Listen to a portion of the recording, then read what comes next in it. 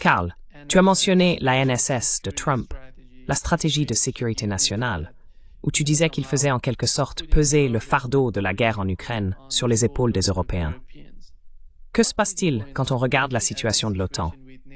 Tu te souviens, quand la Suède et la Finlande ont rejoint l'OTAN, Joe Biden se vantait que l'alliance devenait plus forte, plus unie. Mais aujourd'hui, en regardant l'OTAN, quelle est la réalité pour les Européens?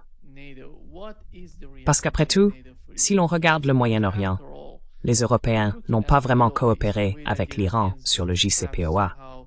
Ils ont simplement fait ce que les États-Unis voulaient qu'ils fassent.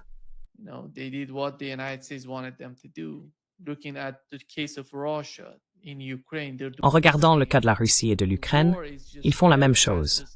La guerre a dévasté l'économie de l'Allemagne et la plupart de l'Europe en a été affectée. Maintenant, ils essayent aussi d'ouvrir un nouveau, disons, front avec la Chine. Nous avons vu, vous savez, le Premier ministre du Royaume-Uni et d'autres parler de la Chine comme de la plus grande menace pour l'Europe, pour le Royaume-Uni. Alors, que signifie l'OTAN aujourd'hui? Et quel serait un meilleur avenir pour l'Europe si elle veut changer la donne, si elle veut être un acteur plus fort dans le grand ensemble?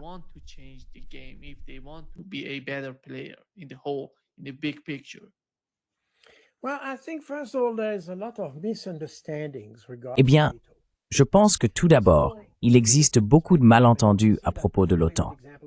Du point de vue européen, et on le voit clairement avec la Finlande et la Suède, par exemple, ainsi que probablement avec d'autres pays comme l'Ukraine, ils considèrent l'OTAN comme un atout de sécurité nationale. Mais l'OTAN est un système de sécurité collective, pas quelque chose conçu pour des pays pris individuellement. Elle a été créée comme un outil en cas de guerre totale entre l'Est et l'Ouest. Le pacte de Varsovie n'existait même pas en 1949. Mais l'idée était celle du bloc communiste contre les démocraties occidentales. C'est le cadre idéologique dans lequel l'OTAN a été construite. Et il est très important de rappeler que l'OTAN est avant tout une alliance nucléaire. NATO is a nuclear alliance. The ultimate goal of NATO is L'objectif ultime de l'OTAN n'est pas de protéger des pays individuels contre une attaque de la Russie ou de quiconque. C'est de placer tous les pays européens sous le parapluie nucléaire des États-Unis. Et c'est pourquoi il est très difficile d'activer l'OTAN dans une situation comme celle de l'Ukraine. D'ailleurs, vous avez probablement remarqué que ces 2 ou 3 dernières années, en fait ces 2 dernières années, lorsqu'il s'agissait d'assurer la sécurité ou de conclure un accord avec l'Ukraine, ce n'était pas l'OTAN qui signait un accord de sécurité avec elle. Ce sont les pays membres de l'OTAN qui ont conclu des accords de sécurité bilatéraux avec l'Ukraine, mais pas l'OTAN elle-même. Parce que l'OTAN n'est pas conçue pour ce type de conflit. L'OTAN a été créée pour une guerre totale sur le continent européen. C'est pour cela qu'elle existe. That's why NATO was built. NATO was created when L'OTAN a été créée lorsque l'Union soviétique a obtenu la bombe nucléaire.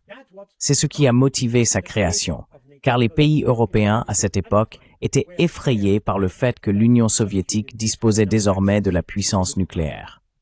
C'était la raison d'être de la création de l'OTAN. Le pacte de Varsovie a été créé 6 ans plus tard, lorsque l'Allemagne est entrée dans l'OTAN. C'est ce qui a conduit à la création du pacte de Varsovie en 1955. Ainsi, l'OTAN est fondée sur la puissance nucléaire. Pour cette raison, lorsque la Finlande ou la Suède ont rejoint l'OTAN pour améliorer leur propre sécurité nationale, elles ont fait un choix totalement erroné. Cela repose sur une mauvaise compréhension de ce qu'est réellement l'OTAN. C'est le premier point. Le second point est que l'OTAN, comme on l'a dit, ne signifie pas que les États-Unis doivent protéger l'Europe dans toutes les situations. for all cases Europe. It just provides the nuclear power. Elle ne fournit que la puissance nucléaire. Afin de garantir que les États-Unis seraient impliqués dans un conflit et prêts à engager leur arsenal nucléaire, c'est la raison pour laquelle il y a encore des troupes américaines en Allemagne. Pour garantir que les États-Unis s'engageraient en cas de guerre totale en Europe. Sinon, même s'il y avait une guerre en Europe et que les Américains étaient toujours sur le continent, ils pourraient dire « Eh bien d'accord, c'est une affaire européenne.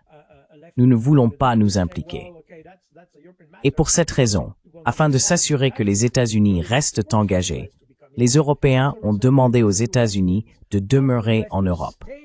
Ainsi, les forces américaines en Allemagne, qui avaient d'abord été déployées comme forces d'occupation, tout comme les forces britanniques et françaises après 1945 en Allemagne, ont ensuite vu leur présence changer de statut. The US changed the status of this. I mean, after the end of the Cold War. Je veux dire, après la fin de la guerre froide, lorsque les forces d'occupation, les Français et les Britanniques, se sont retirés d'Allemagne, les États-Unis sont restés parce qu'ils avaient besoin de maintenir cet engagement physique en cas de guerre nucléaire. Cela exige que les États-Unis aient quelque chose en jeu dans le conflit, à savoir leur force en Allemagne. Voilà la logique. Ne pas comprendre cela a bien sûr conduit la Suède et la Finlande à rejoindre l'OTAN, ce qui est une mauvaise décision, car elles font désormais partie de la menace du point de vue russe. En conséquence, les Russes ont commencé à déployer des forces de l'autre côté de la frontière finlandaise. Et puisque la Finlande fait désormais partie du tableau de la menace, c'est là que nous en sommes. Mais l'idée initiale n'était pas que les États-Unis se substituent à la défense nationale des Européens.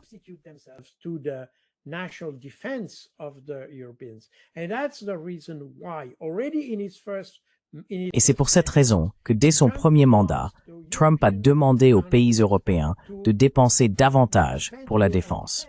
Parce que déjà à l'époque, il disait que la défense européenne devait être entre les mains des Européens. Et pour les Européens, bien sûr, il était pratique d'avoir les Américains, car cela permettait de déclencher la menace nucléaire et servait de moyen de dissuasion, et ainsi de suite. Par conséquent, il n'avait pas besoin de dépenser trop pour la défense. Les États-Unis, en revanche, dépensaient, eh bien, on peut dire que les États-Unis ont toujours trop dépensé pour la défense. Ils mènent des guerres partout dans le monde.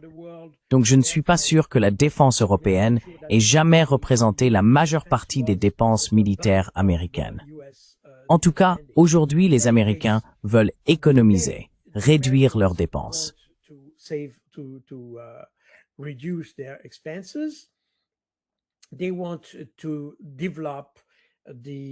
Ils veulent développer l'industrie sur le territoire continental des États-Unis et des choses de ce genre, dans l'hémisphère occidental, pour reprendre la terminologie de la stratégie de sécurité nationale. Par conséquent, ils souhaitent réduire leurs dépenses en Europe en disant que les Européens doivent développer leur propre capacité de défense et que les États-Unis interviendront en soutien.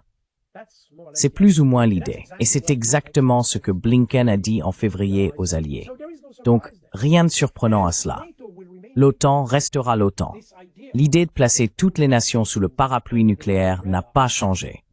Ce qui a changé, c'est la nature même de la guerre. Car évidemment, même pendant la guerre froide, nous avons surestimé la volonté de l'Union soviétique d'attaquer l'Occident. Et bien sûr, tout le monde jouait selon ce genre de règles.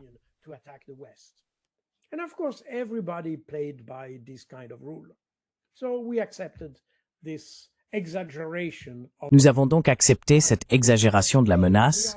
Très bien. Mais aujourd'hui, nous sommes dans une situation économique plus complexe. Je veux dire, la guerre froide a été l'âge d'or de la civilisation européenne, si l'on veut. Nous avions, je dirais, de la croissance dans tout l'Occident. Nous exportions, nous avions de l'influence politique, nous jouions un rôle, et tout cela. Je veux dire, ça a commencé à se détériorer dans les années 1970. Mais néanmoins, pendant la guerre froide, dans l'ensemble, c'était l'âge d'or de l'économie, de la société, de la civilisation européenne, si l'on peut dire, pour simplifier. Mais aujourd'hui, après la guerre froide, il est devenu clair que nous avions d'autres priorités, et donc que nous n'aurions pas cette guerre totale pour laquelle l'OTAN avait été conçue. Et aujourd'hui, nous pouvons voir le conflit en Ukraine comme un exemple de cela.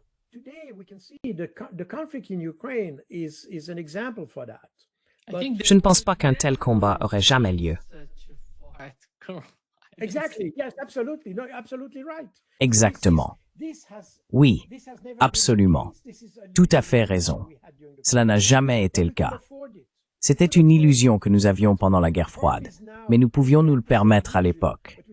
Le problème, c'est que maintenant, nous pouvons avoir la même illusion, mais nous ne pouvons plus nous le permettre. Par conséquent, nous devons être plus réalistes. Mais vous avez tout à fait raison, ce type de conflit n'aura pas lieu.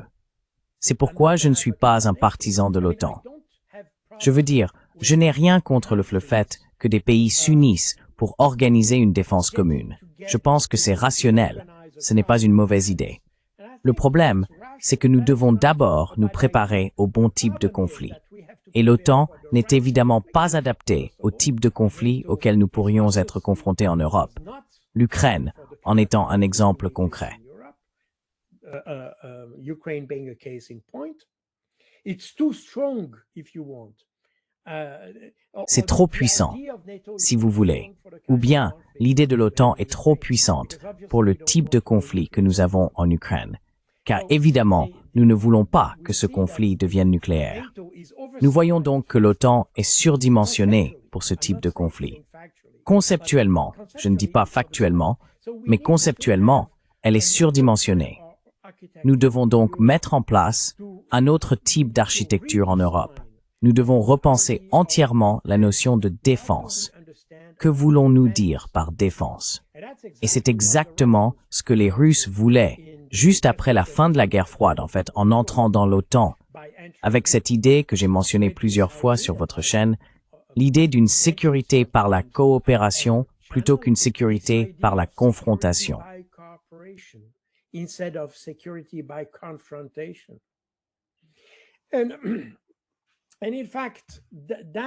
Et en fait, c'est bien là le véritable problème.